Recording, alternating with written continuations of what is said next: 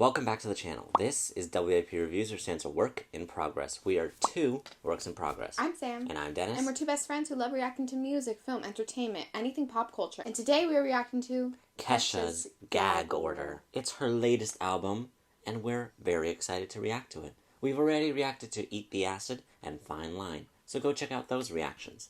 Now let's get started. Track number 1, Something to Believe In.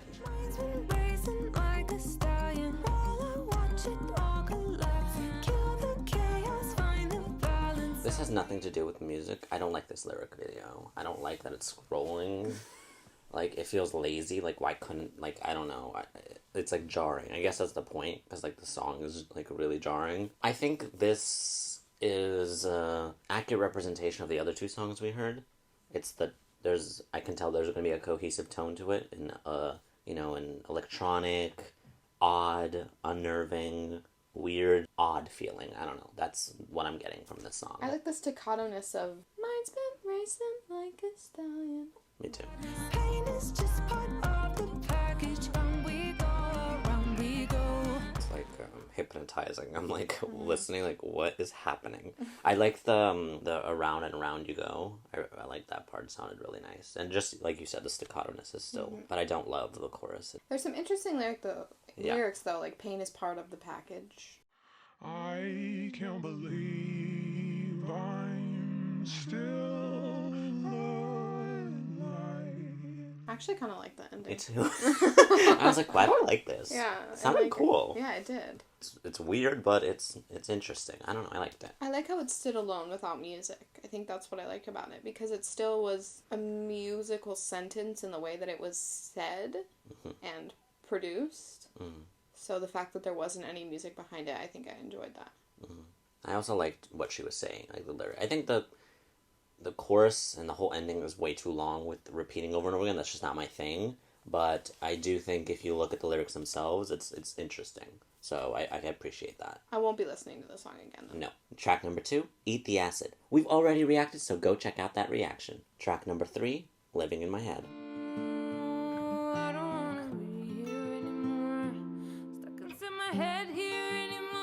I don't know, it's almost like a prayer. I was going to say it's like a chant. And the layering and it feels like something, I don't know, in the church or in some religious practice. It's very spiritual sounding. I don't know how else to describe it. I don't hate it. Well, I also don't hate it. I think that if I heard this from someone else, I might be like, what is this song? But because it's from Kesha, I think I like it more because I know that she's just such a seasoned musician, I guess. And you can tell things were thought out. Like, the songs, for me, they don't need to necessarily always be, like, beautiful and incredibly written. Sometimes when you know that, like, the lyrics are meaningful, then sometimes it kind of, for me, counteracts, like, how it sounds. Like, we've listened to some albums recently where I'm like, where's the passion? Where's the flavor? But here, I'm understanding it. So I think I like it more because of that. I'm so fucking insecure. I just can't stand it. Gotta hate myself sometimes. Yeah, that bridge. No, thank you. Wow. No. The stuff before the bridge was really pretty. Her vocally was she just sounded angelic. I don't know. It sounded so... Those harmonies. Yeah. Saying, like, I'm happy is something, but sometimes someone needs to just hear, like, be honest with themselves. Like, ugh, I'm feeling horrible. And you want to just scream it out. And this is kind of her doing that, except she's not actually screaming it. She's singing it in a very interesting way. I don't know how to describe this song. Track number 4, Fine Line. We've also reacted to that, so go check out that reaction. Track number 5, Only Love Can Save Us Now. The bitch that was, she did her grave desecrated.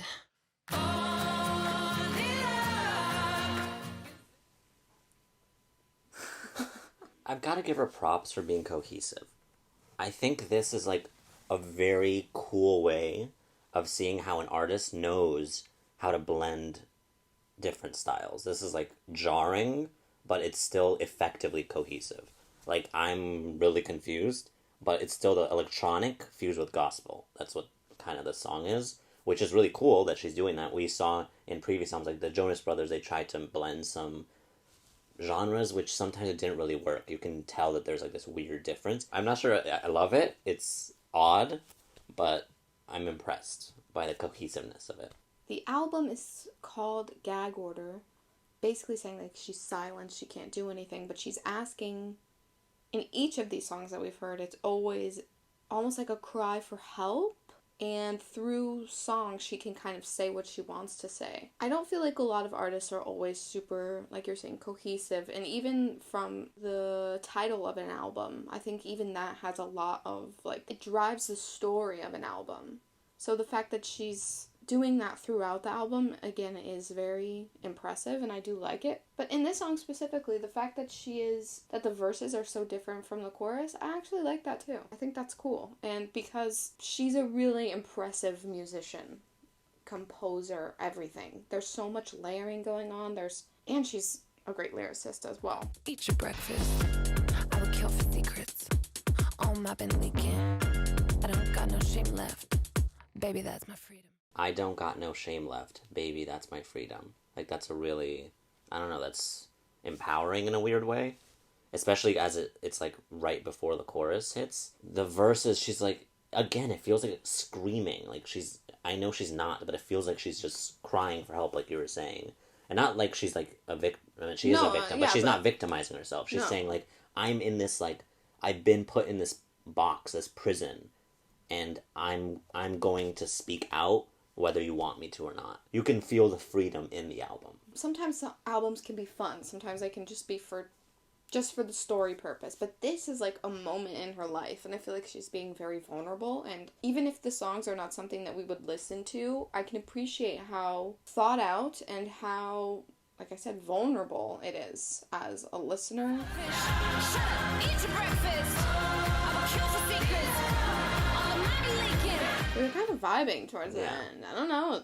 I think once you're getting to the end, you're you're like entranced. So you're like, yeah. Yeah. I like that song. I don't know. It's odd, but I like it. Yeah. I think it's like odd enough, but like almost empowering. Track number 6, All I Need Is You.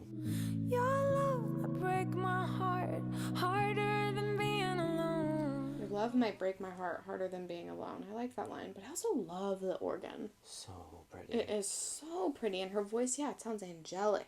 That gave me chills, I'm not gonna lie. The beginning, I was like, it's like the person speaking, and then the organs coming in, and then, I don't know, it's like she gave space for each thing, and I don't know, it's seamlessly came through, which, like, I think usually if someone else did this, I think I'd be like, what the hell? But I think it just comes so organic with Kesha, because we know she's so versatile in the sounds she creates, that I'm almost, maybe in some ways, I'm almost more Willing to listen. Yeah, I'm more willing to listen to when Kesha does it. Ain't nobody else will ever know. Or how do I even imagine describing life without the sun? These lyrics are really pretty. So beautiful. They really are so thought out. Yeah. I like them a lot. It's cool because also it still sounds like Kesha.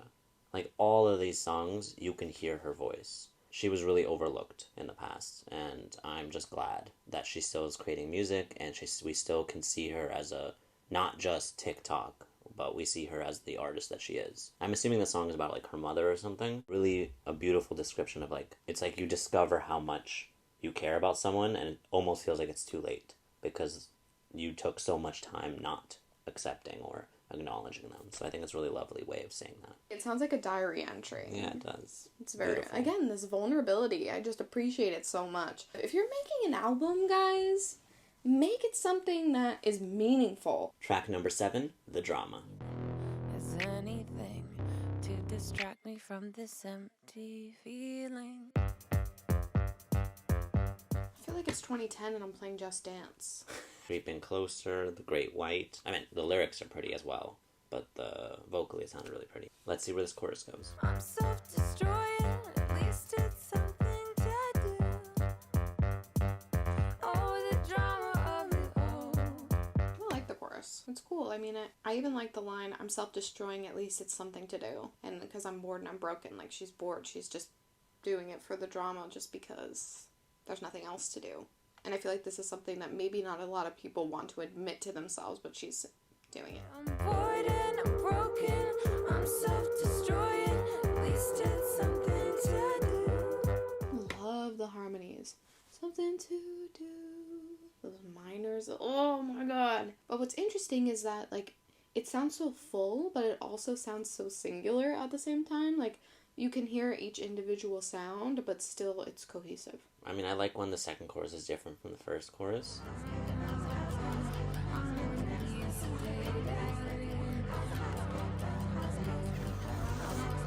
I like that. You didn't like that? No, I liked it. This is my interpretation. I don't know if it's true, but I feel like she talks about in the beginning going into bed and her head racing. It's like the song is her racing thoughts, and that ending just shows how ridiculous her thoughts are. It can go from like the most depressing thing to the silliest. The song kind of reminds me of MGMT's When You Die. Well, it's a good song. It basically is like a song kind of depicting all the things that people think of when they die. I like when a song or a piece of art is cohesive all the way through. We have so many thoughts, especially when composing a piece of music, that some words kind of fit better than other words. I feel like she's kind of just doing whatever she wants. It doesn't matter if it sounds necessarily pretty or if the lyrics kind of match. She's creating a story. I feel like normally we wouldn't talk about these songs so positively, but because of like the attention to detail, I'm almost just so interested and intrigued about where the rest of the album's going. Track number 8, Ram Dass Interlude. And often in the release there is a closing of the heart because you don't want to get hurt again. I think it's the same thing as we were saying before. Sometimes an effective artist creates an album where you know where they are. Like, you know, like, the mental space they're in or where they were when they wrote this album. And I think it's really clear where they are. Like, there's all these, like, mantras throughout. There's chanting stuff. It's a very spiritual, vulnerable album. Track number 9, Too Far Gone. Love comes with pain, I don't know why. My whole life. The background music is way too loud in the song. Can't even hear her singing. This song, I know it's a weird comparison, but the first verse and before the chorus, it was giving me Olivia Rodrigo vibes. Like, it was really giving me, like, you know, sad girly at home on the uke. Excuse... That's not a negative thing. It's just a distinct sound, and I think it's cool. It's another new sound in the album. Apologize for how I'm feeling. With this ego, I won't be the only one that's bleeding. Maybe all this hate I'm holding isn't helping me. Okay, that verse. These are really good lyrics. Spitting facts. Period. I think I like the song overall, actually. Like, would I listen to it personally? Probably not.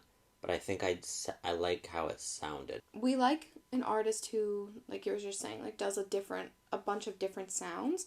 But it's interesting how she's doing a bunch of different sounds, but still making it cohesive. Track number 10, Peace and Quiet. On that pendulum of emotions, swinging back and forth, I'm up and down like waves in the ocean. This kind of reminds me of Benny. The song is cool. This is really cool. Yeah. I feel like it's kind of what's on the top of charts right now made Kesha. Like, it's like Kesha's version of what's popular right now. But I don't really love the auto-tune. I don't really feel like it needs that much. I mean, I do like auto-tune, but it's not exactly what I feel like this song would benefit from. It's making me think of, like, Benny, The Weeknd, Dua Lipa. I know, weird. Fused with Kesha. That's the kind of... And, like, I don't know. And Remy Wolf. Yeah. Everybody talking through the tubes. I would be lying if I said I could do peace and quiet. The transition from the pre-chorus to chorus is really strong. Mm-hmm. Like, very, very good. And it's, like, it's weird because I don't actually particularly... Again, if someone else did this, I'd be like, ew, what the hell? But, I don't know, she's doing really well. It's oddly good. I don't know. I think it's... I actually really like this song. I think I might listen to this one. Oh, I definitely will. Like, it's groovy, but it's also techno-y, but it's also, like, the lyrics are clever. Like, I don't know, and the production's really good on this song. Like, I'm really impressed by this one. The beat drops are really good. Like, they're very interesting. They're not just, like, you're not waiting for them. They just happen, and it just sounds really smooth. Yeah. And I actually like the auto-tune on the Loving Me. It's just the rest of the... I feel like if it was just auto-tune on the Loving Me, and then the rest of the chorus was just, like, a little bit small sound down with auto-tune, I would think it's a really good chorus. That song was really good. That was such a good song. Oh my god. I'm really interested. Yeah, It sounds like something that would be popular, but no, it doesn't. But it should be. I think it's interesting. And more music should start turning this way. But this song is like untouchable. I think there's a few things I would change, but pretty much it's like a really solid, great song. Okay, Kesha. I'm surprised. It's messy and loud, and her lyrics are saying, because I can't handle the peace and quiet. No matter how much I want it to be quiet, I don't want it. Like, it's also relatable, because everyone's always like, ugh, there's so much happening. But the second you got some spare time, you're sitting there and you're like... And then it goes back to the other song with, like, always there constantly being noise in your head. Again, cohesiveness. Okay. Here for it. Track number 11, Only Love, Reprise.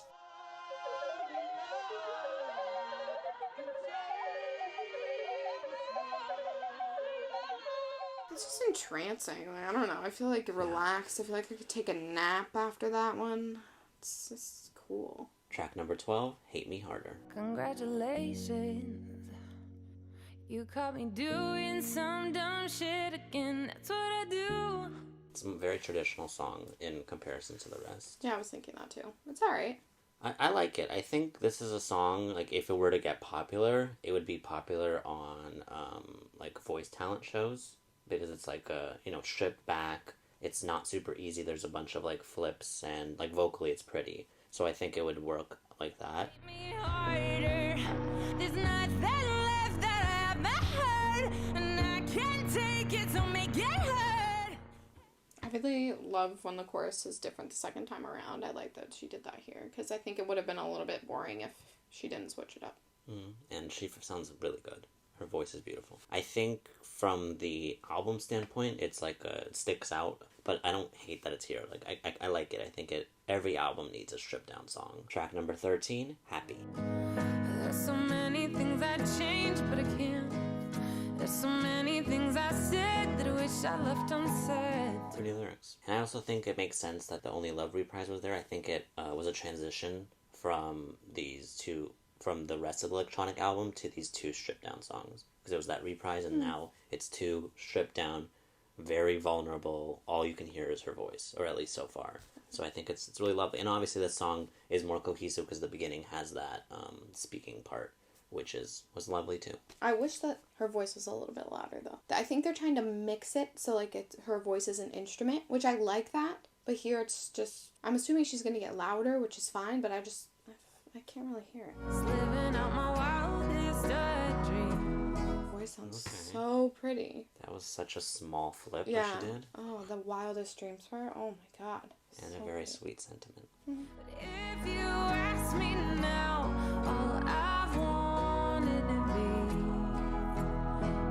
be is happy. She's finally here, but she wished she knew all along that she just wanted to be happy. She didn't really care about the rest. Which is like, it's bittersweet. We love you, Kesha.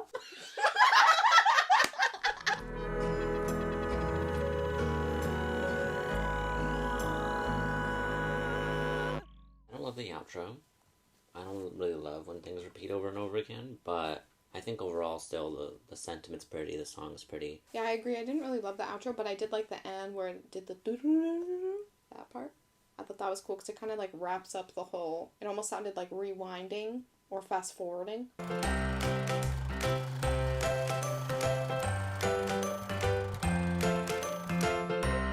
Overall, I knew it was going to be a little bit odd. It actually wasn't as odd as I was expecting it to be. There are some solid songs in this album. And if you are a fan of Kesha, and you've watched her growth and her journey, I think you'd appreciate this album as well. As a listener, we love it when an artist is vulnerable. And I feel like this is just that. It's vulnerable, it's creative, it's musically challenging, like it's different, and I appreciate that as somebody who is an avid lover of music. I also thought that the album would be odder throughout. I thought it would all sound kind of like Eat the Acid. I think overall there are a few songs that I would listen to, which usually would make me think I didn't like the album, but in this case it's not true. Even though many of the songs don't fit my taste, I can acknowledge how masterfully crafted it all is. And I think this is an album that shows how you can use your struggles and your triumphs and create vulnerable and beautiful and masterfully created lyrically, sonically, and I think it's a very strong album, and I really liked it overall. Thank you so much for watching. If you liked the video, make sure to like, comment, subscribe. Hit that notification bell if you want to be notified every time we post a new video. Also, follow us on Instagram and TikTok for exclusive reactions and behind-the-scenes content. Make sure to leave a comment down below because we like and read our comments always. Thank you so much for watching. Bye!